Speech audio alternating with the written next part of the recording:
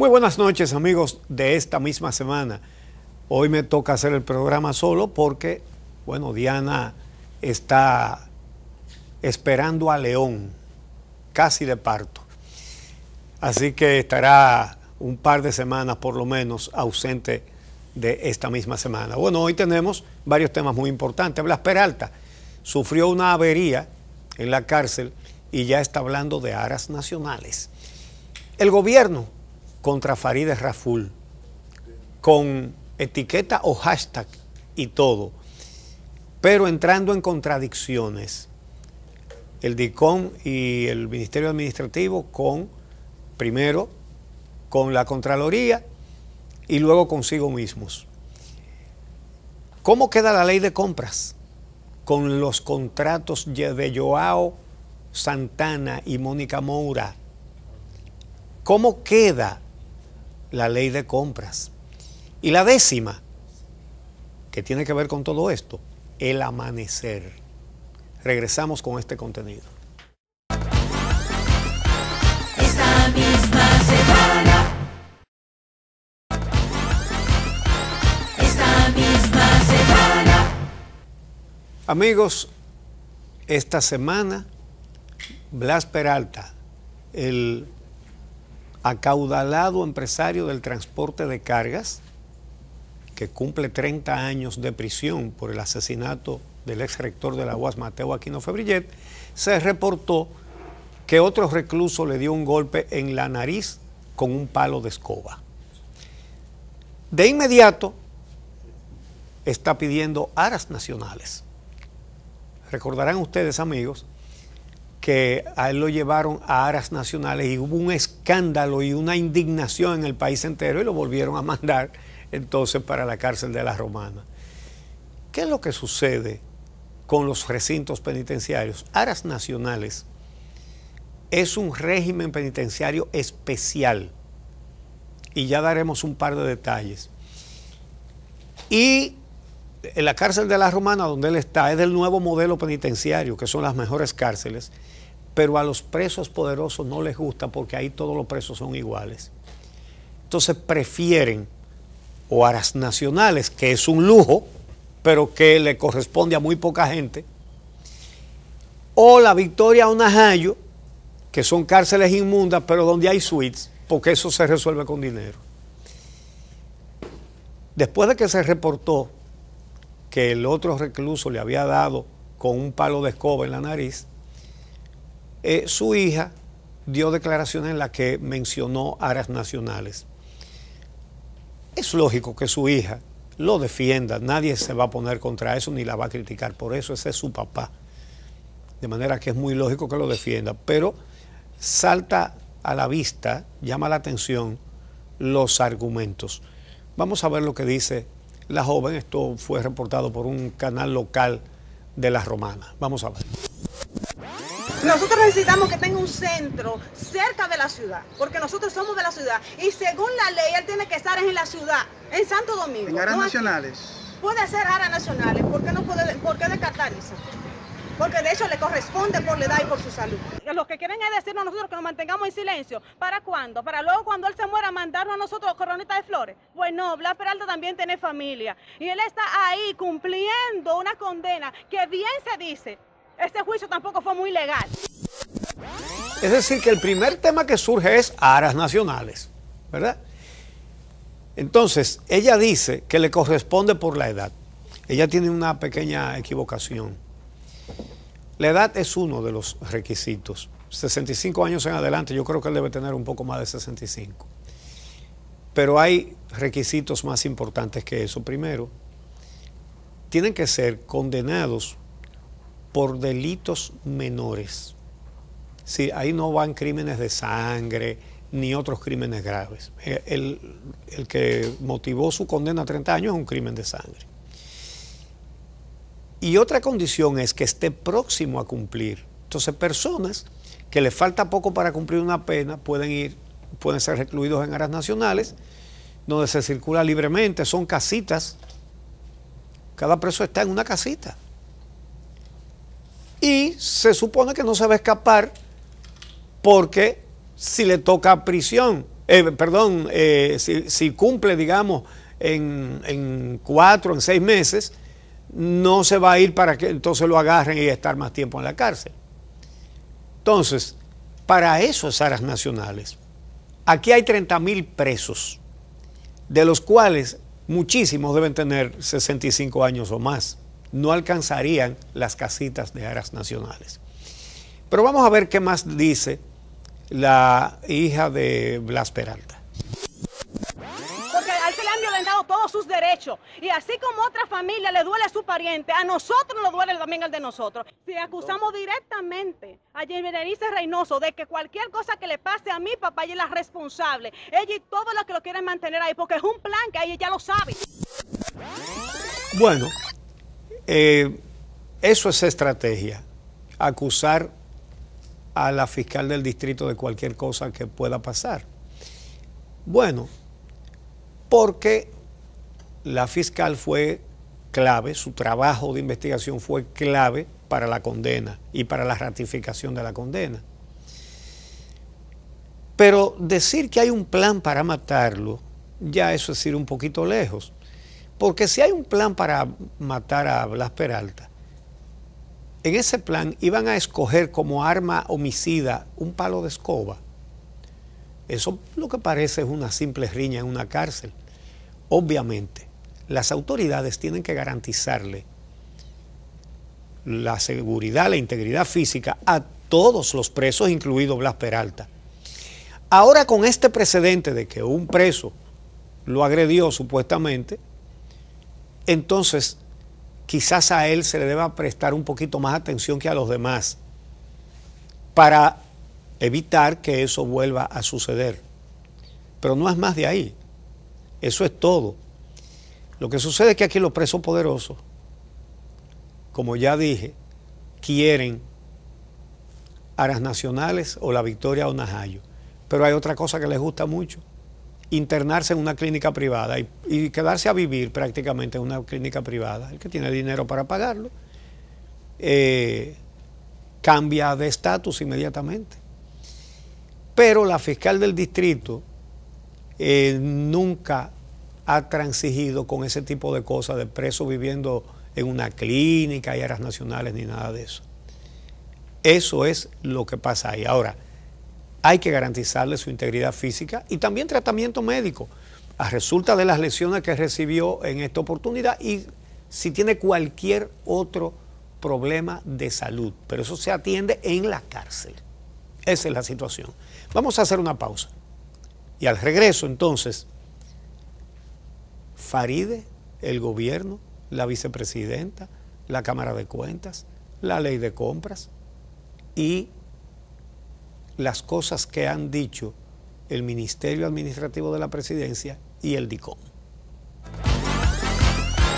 Esta misma semana. Esta misma semana. Vamos a comenzar este tema sobre los pagos a Joao, la discusión del gobierno contra Faride y todo este tema, ubicándonos. Joao Santana, Mónica Moura, eran dos servidores de Odebrecht, instrumentos para conseguir con sobornos obras públicas en diversos países de América Latina, incluido el nuestro, y el nuestro con especialidad porque la Odebrecht puso aquí su departamento de pago de sobornos para los corruptos dominicanos y para los de los demás países. Porque al decir de Marcelo Odebrecht, tenían más seguridad funcionando aquí que en Brasil. Entonces, el papel de Joao Santana y Mónica Moura, por lo que ha dicho la justicia de Brasil, era, aparte de dar asesoramiento propagandístico electoral a presidentes y candidatos, también las empresas que constituyeron aquí servían como vehículo para transferencias de sobornos. Obviamente, hay financiamiento ilegal de campaña. La Constitución Dominicana prohíbe que empresas extranjeras den contribuciones de campaña con políticos dominicanos. Es lógico que la Constitución lo diga así, porque entonces cualquier multinacional podría poner el presidente en la República Dominicana. Bueno, pero es que eso lo hizo en varios países la Odebrecht, ni más ni menos. Entonces, las funciones de Joao Santana y Mónica Moura eran varias, pero tenemos que ubicarnos en lo siguiente. Tan pronto surgió el escándalo, ellos estaban trabajando aquí para la campaña reeleccionista del presidente Medina, cuando estalló el escándalo en Brasil. Bueno, estalló en los Estados Unidos, porque fue el Departamento de Justicia de los Estados Unidos el que lo dio a conocer. ¿Cuándo estalló ese escándalo? El 12 de diciembre de 2015. Para las elecciones del 2016 ellos estaban trabajando en la campaña. El 23 de febrero, entonces, cogieron un avión y se fueron a Brasil a presentarse a la justicia de ese país. Al bajarse del avión los esposaron, los encerraron, los acusaron, los juzgaron y los condenaron por una cantidad de delitos de corrupción. Ellos negociaron entonces con la justicia de Brasil y a cambio de delaciones premiadas les dieron prisión domiciliaria a la que están sometidas todavía actualmente. Entonces, ellos dijeron que fueron vehículos para pagos de campaña por Odebrecht a políticos, pero de otros países. En la República Dominicana dijeron que no. Aquí, el gobierno siempre dijo que ellos eran asesores de campaña del presidente, pero no en el gobierno, a pesar de que ellos tenían un despacho en el Palacio Nacional. Todo eso es irregular. Todo eso huele mal. Ahora, el partido que más se retrasó para entregarle sus cuentas a la Junta Central Electoral fue el PLD. Y pudiera entenderse por qué. Pero llegó un momento en que la Junta Central Electoral dijo: el partido que no entregue la cuenta de sus gastos de campaña y de cómo empleó el dinero que les da el Estado para que hagan campaña, el que no presente sus cuentas no tiene desembolsos. Entonces el PLD presentó sus cuentas y en esas cuentas no figura ningún pago a Joao Santana ni a Mónica Moura. Y lo que se había dicho era que ellos trabajan para el partido, pero no para el gobierno. Entonces, hace un tiempecito, la diputada del PRM, Farideh Raful, a través de la ley 200-04 de libre acceso a la información pública, requirió los contratos con Joao Santana y Mónica Moura, ¿verdad? Para saber si ellos estaban contratados por el Estado y cuánto le pagaron. La ley de libre acceso a la información pública es muy clara. Al funcionario que le hagan una pregunta y esa pregunta se la puede hacer usted, amigo o amiga. Eso es para cualquier ciudadano, eso no es para un legislador ni para un periodista. Eso es para cualquiera que quiere ejercer su derecho de que le den cuenta de lo que están haciendo. Y tiene que responder en 15 días. Y si tiene algún alegato que diga que le toma más tiempo, entonces tiene 10 días más. Y si no entrega los datos, tiene penas de prisión de hasta 2 años el funcionario que no entregue la información que un ciudadano le pida. Entonces, ¿qué sucede? La Contraloría General de la República le entregó a Farideh Raful las contrataciones a las empresas Poliscaribe y Cine and Arts, ambas empresas constituidas aquí por Joao Santana y Mónica Moura y que funcionaban incluso en el mismo local, ¿verdad? Entonces, los contratos que le entregó la Contraloría a Farideh Raful llegaban a un monto de contratos por 1.403 millones de pesos. 1.403. Entonces, cuando Farideh lo dio a conocer, el gobierno, el Palacio, vale decir, el Ministerio Administrativo de la Presidencia y la Dirección de Comunicación de la Presidencia se le salieron al paso, salieron a responderle, pero por primera vez admitieron que Joao Santana y Mónica Mora sí trabajaron para el Estado y el Estado sí les pagó. Lo único es que dijeron que solo se les pagaron 430 millones de pesos. Solo 430. Y entonces hicieron una campaña contra Farideh Raful. Perdieron de vista que los números que estaba dando Farideh Raful de 1.403 millones de pesos no se lo inventó ella. Están en los documentos que le envió la Contraloría General de la República, organismo del gobierno. De manera que hicieron una campaña con una etiqueta, la gente dice hashtag, que decía Farideh miente, cuando lo más lógico hubiera sido que pusieran la etiqueta Contraloría miente, pero eso sí hubiera sido una mentira. Quisieron hacer ver que era un problema entre el gobierno y Farideh Raful, pero el problema era entre el interno, entre el gobierno y el gobierno. Por un lado, entre el Ministerio Administrativo y la Dirección de Comunicación frente a la Contraloría General de la República. Ese era el problema, no era como un Farideh Raful, pero hicieron una campaña de descrédito. Entonces, ya la única discusión era el monto, porque ellos admitieron que contrataron a Mónica Mora y a Joao Santana. Entonces, ¿qué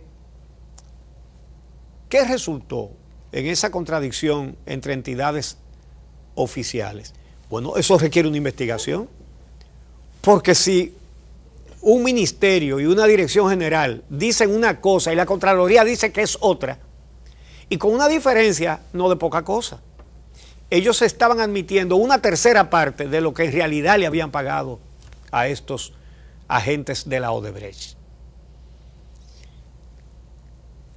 Hay una división interna, lo sabe todo el mundo en el PLD, pero ojo, esa división acaba cuando se trata de investigar corrupción. Fíjense si no, en estas declaraciones, unas de Radamés Camacho, que es el próximo presidente de la Cámara de Diputados en el reparto que ellos tienen, el leonelista y danilista. Radamés Camacho, que a partir del próximo 16 de agosto será el presidente de la Cámara. Y lo que dice también el actual presidente de la Cámara, Rubén Maldonado, que ese es leonelista. Veamos qué dice un danilista y un leonelista. Vamos con Camacho primero, que es del grupo de Danilo. Que proceda con los canales correspondientes y en su calidad, pero que no venga aquí a presentarse como flor de un jardín cuando es una espina de una mata de camote. Para mí todo eso es falso. Para mí todo eso que está planteando el PRM no es más que un panfletismo político tratando de buscar principalía en el corazón y en el sentimiento del pueblo. Este es un gobierno honesto, que lo ha demostrado con la práctica. Danilo Medina ha demostrado que es un hombre honesto en el ejercicio de su función como presidente de la República. Es decir, dice el que va a ser presidente de la Cámara y que es diputado desde hace tiempo y que participó en la discusión para la nueva Constitución del 2010, dice él que Farideh no puede llevar eso a la Cámara de Diputados, que lo lleve a la justicia, donde ellos controlan todo, por supuesto, también. Entonces él ignora que la Constitución por la que él votó, en sus artículos 93, 94, 95 y 246, le otorga al Congreso esa facultad, que además de legislar, es su responsabilidad controlar la administración del Estado, y que en ese rol tiene la potestad para convocar funcionarios, para investigar, eso es lo primero que dice, para investigar, también para convocar funcionarios a que vayan a dar cuentas y a dar explicaciones de sus manejos. Sí, el que va a ser presidente de la Cámara, él no sabe o se hace que no sabe que esa es una función fundamental de los diputados.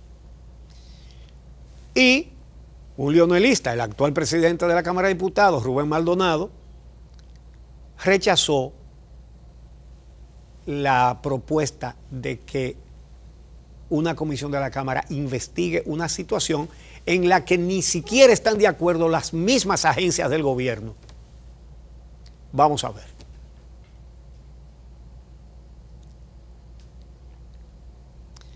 Entonces, la corrupción y la impunidad unifica a los que están divididos.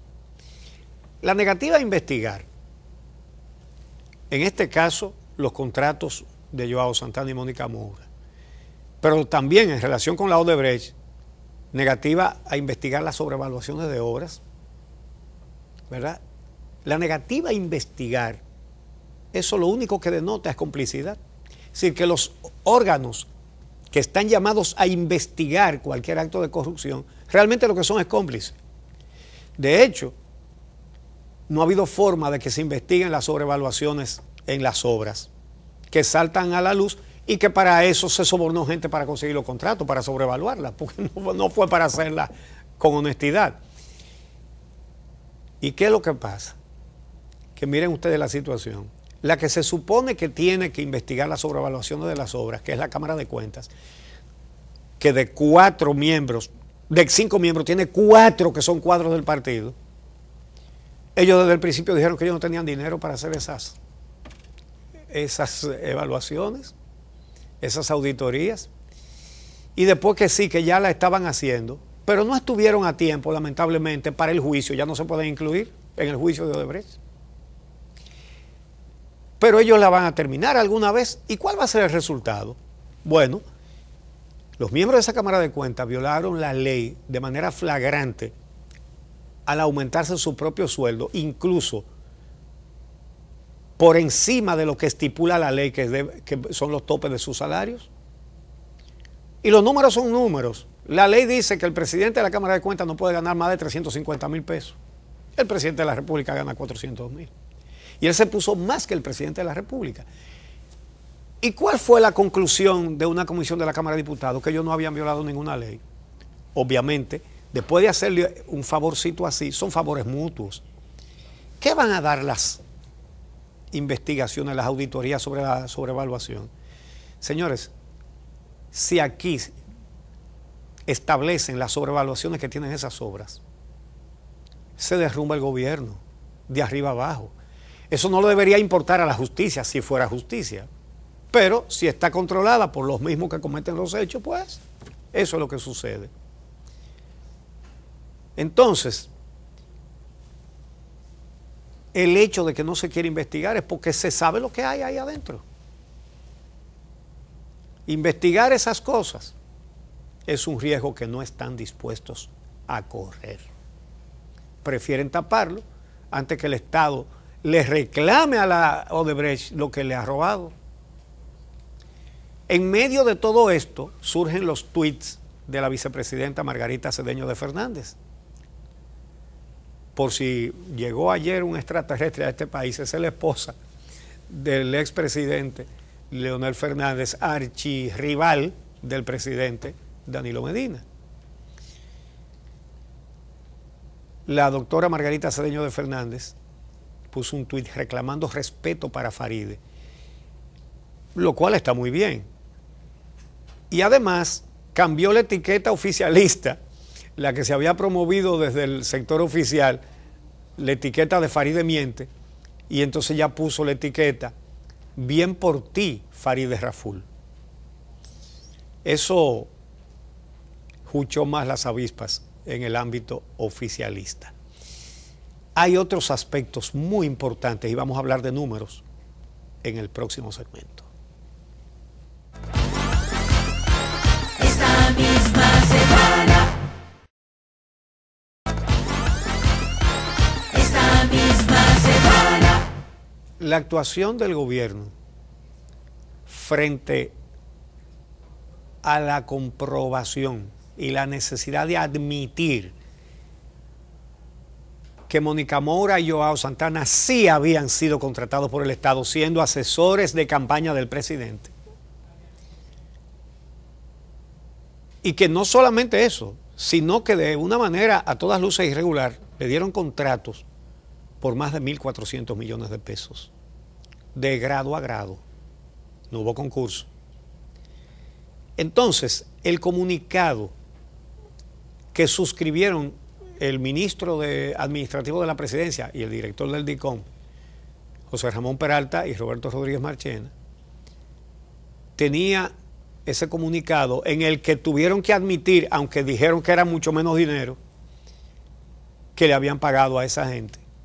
Estaba lleno de frases descompuestas hacia los diputados que, ejerciendo no solamente su derecho, sino también su responsabilidad, habían pedido esos datos. El comunicado tiene frases como, por ejemplo, los sindicados diputados han difundido la falsa información de que el gobierno, a través del Ministerio Administrativo de la Presidencia y de la Dirección General de Comunicación, pagó la suma de 1.400 millones de pesos a las empresas Cine and Arts y Policaribe. Y se atreve a agregar, nada más alejado de la verdad. Los pagos totales que se le hicieron a esa empresa durante los años que prestaron servicios a estas instituciones, incluyendo ITEVIS e impuestos, ascendieron a la suma de 430 millones de pesos, 506.711,17 centavos, poner hasta los centavos. Oh, y usted no había dicho que no era para el Estado. Tienen esta frase también en ese comunicado, que citaré textualmente. Dice, es evidente la mala intención de los referidos diputados, quienes agregaron casi 1.000 millones de pesos a las sumas pagadas a las referidas empresas, a pesar de tener en su poder copia de la documentación que evidencia claramente los pagos realizados. ¿Y qué sucedió después? Bueno, lo primero es que, como les dije en el segmento anterior, no era Farideh Raful la que decía que eran 1.403 millones de pesos, era la Contraloría General de la República la que lo decía. No es la que lo dice, porque no se ha retractado. La Contraloría no se ha retractado de ese tema. Entonces, Roberto Rodríguez Marchena es un funcionario extremadamente eficiente. Es un taco, como decimos, en materia de comunicación. Es súper eficiente. Y ha conformado un equipo muy eficiente en el Palacio Nacional para la dirección de comunicación. Ese equipo no solamente lo tiene a él, tiene mucha gente que sabe, buenos técnicos, buenos estrategas.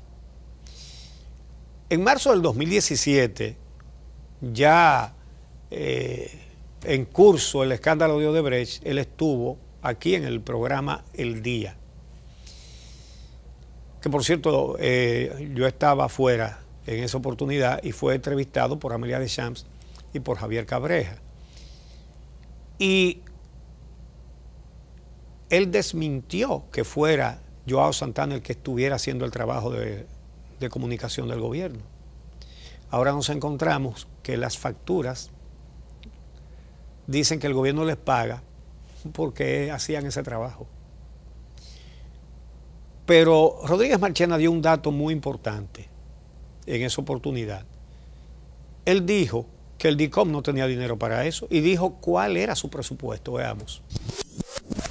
Yo recuerdo durante la campaña pasada algunos personajes que no debo mencionar aquí, pues atribuían toda la política de comunicación del gobierno a la mano de Joao Santana. Incluso decían que desde Brasil la dirigía.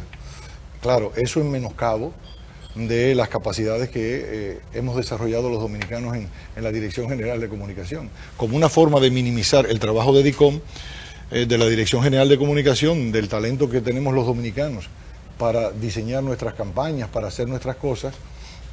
Pues se decía que todo esto era a la mano de un demonio, porque se había demonizado a Joao Santana, que manejaba millones y millones de pesos, y la realidad era otra.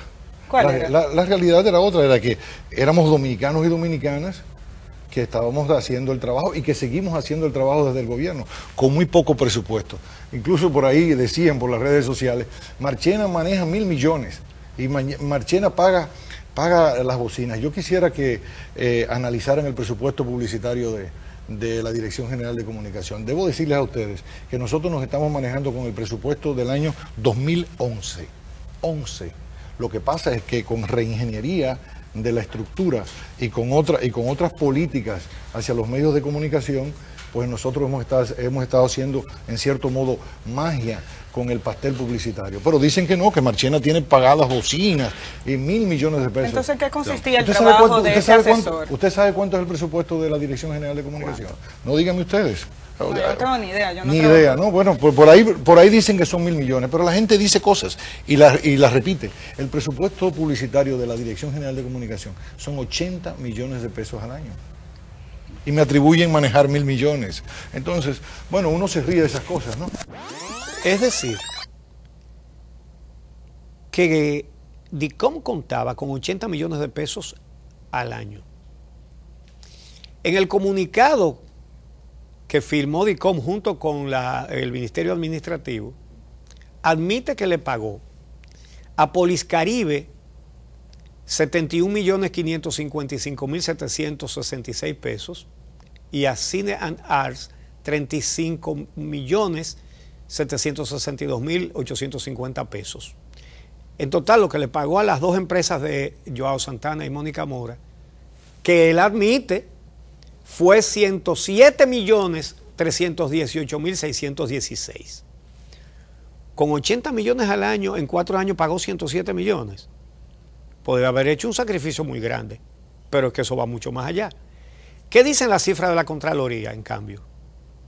Que DICOM a Poliscaribe le pagó en esos 4 años 91.726.801 y a Cine and Art 537.994.994 pesos. Eso totaliza 629.721.795 pesos. Óigame, eso lo debería estar indagando la Cámara de Diputados, que dice que no va a averiguar nada, ¿no? Es decir, pudieran haberle preguntado a DICOM cómo fue que DICOM le pagó a Joao Santana y a Mónica Mora 629.7 millones de pesos en 4 años con un presupuesto de 80 millones de pesos al año.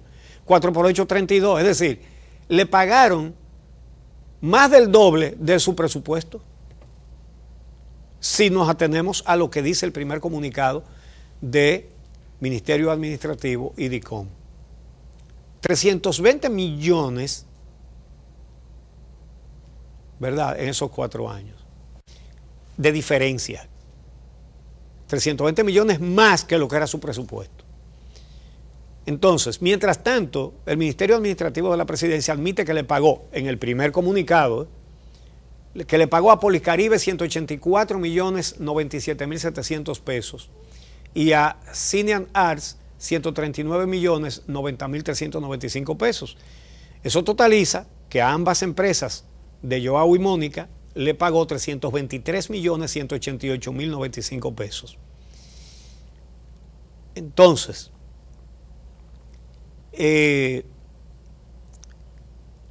mientras tanto, ¿saben ustedes cuánto totaliza lo que dice Contraloría que pagaron? 522.403.179 pesos. Más, 530 y pico de millones más que lo que ellos admitieron. 522 millones y pico más de lo que ellos admitieron que le pagaron. Hoy la Cámara de Diputados no debería estar preguntando eso, indagando eso. No, pero ellos dijeron que no, que eso no se averigua. En cuanto al Ministerio Administrativo, según los números de la Contraloría, a Poliscaribe le pagó 294 millones de pesos en 4 contratos de $1.200.000 cada uno, en pesos 294 millones de pesos. Y que a Cine and Arts le pagó 480 millones de pesos.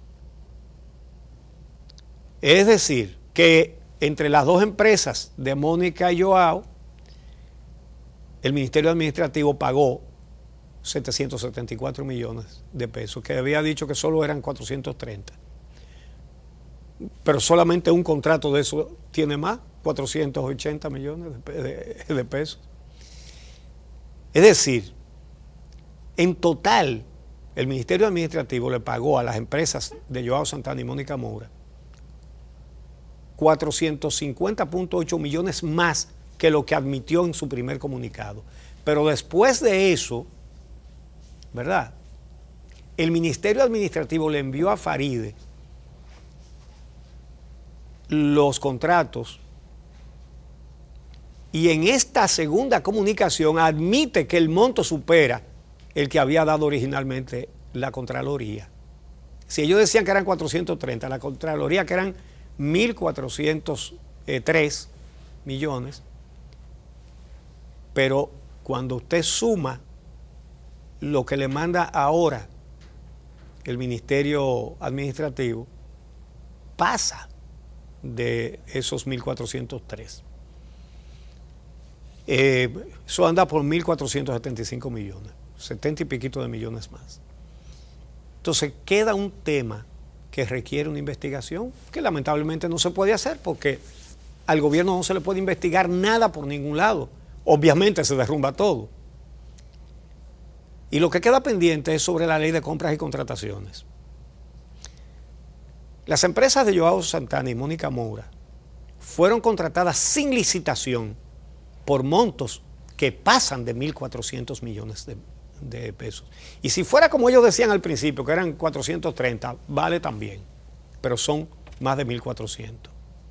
Entonces dice la nueva comunicación que le envió el Ministerio Administrativo a Farideh Raful, firmada por la responsable de la Oficina de Libre Acceso a la Información Pública de ese ministerio, dice textualmente lo siguiente: cabe resaltar que los servicios enumerados a continuación fueron contratados bajo el amparo y estricta transparencia de la Ley 304/06 de compras y contrataciones públicas, que prevé en su artículo 6, como casos de excepción y no una violación a la ley, comillas, la realización o adquisición de obras técnicas y artísticas cuya ejecución deba confiarse a empresas, artistas o especialistas, punto suspensivo, y la deja inconclusa. No termina de decir lo que dice esa excepción. Estamos hablando de los casos en que la ley permite que no se haga licitación, sí que hace una excepción. ¿Y por qué no completa el párrafo? Porque lo que establece ese párrafo al final es que la excepción es válida solo si no existe nadie más que pueda hacer el trabajo. La República Dominicana, lo sabemos todo, está llena de excelentes agencias publicitarias, llena, que hay muchísimas, se ven muchísimas campañas publicitarias excelentes en este país. Por eso lo dejan en punto suspensivo, para no completar con ese concepto que es si no hay más nadie que lo haga y el país está lleno de gente con capacidad para hacer el trabajo. Dos empresas de los mismos dueños, más de 1.400 millones de pesos de grado a grado. Entonces, ¿qué le está pasando a la República Dominicana? ¿En qué situación tienen a nuestro país, a nuestra sociedad, a nuestra patria? En la noche más oscura de corrupción que haya existido jamás. Esa es la realidad. Rivaliza con lo que se robó Trujillo, que se lo robó prácticamente todo. La corrupción de hoy. El patrimonio inmobiliario del Estado. Los casos se conocen, pero no pasa nada. A un miembro del Comité Central, a Eladio Martínez, le vendieron más de 500,000 de metros en Boca Chica a 15 pesos con 3 centavos el metro. Y eso no pasa nada. Lo del CEA con sangre de por medio, nada. OISOE con sangre de por medio, nada. Y se quedó impune esa administración. El CEA vende un barrio entero, nada. Nada. Se cogieron un barrio, nada, no pasa nada. Entonces, Félix Bautista, no al lugar. Víctor Díaz Rúa, prohibido investigar a la fiscal. Odebrecht, expediente Mostrenco para que se caiga. Y eso quedará también impune. ¿En qué situación estamos los dominicanos? Esto se está derrumbando. Esto se está desmoronando. Y no me refiero al poder del partido que está en el poder, me refiero a la patria. Obviamente, eso se puede llevar al partido que está en el poder también. Si eso sucede, se lo habrán buscado ellos mismos. Pero las cosas no suceden solas. Y quiero expresar, para los que sienten que aquí no se puede hacer nada, les quiero recordar una frase de Juan Bosch. Nunca es más oscura la noche que cuando va a amanecer. Ese es el tema de la 10ª, cuando regresemos.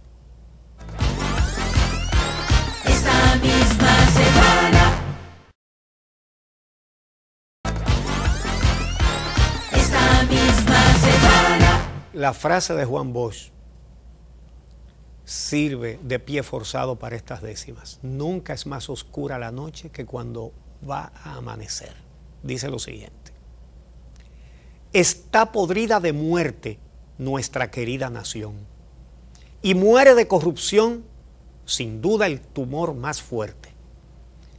Ante tan oscura suerte, ante el mortal padecer, tenemos hoy que aprender de Bosch una gran verdad, que entre más oscuridad, más pronto va a amanecer.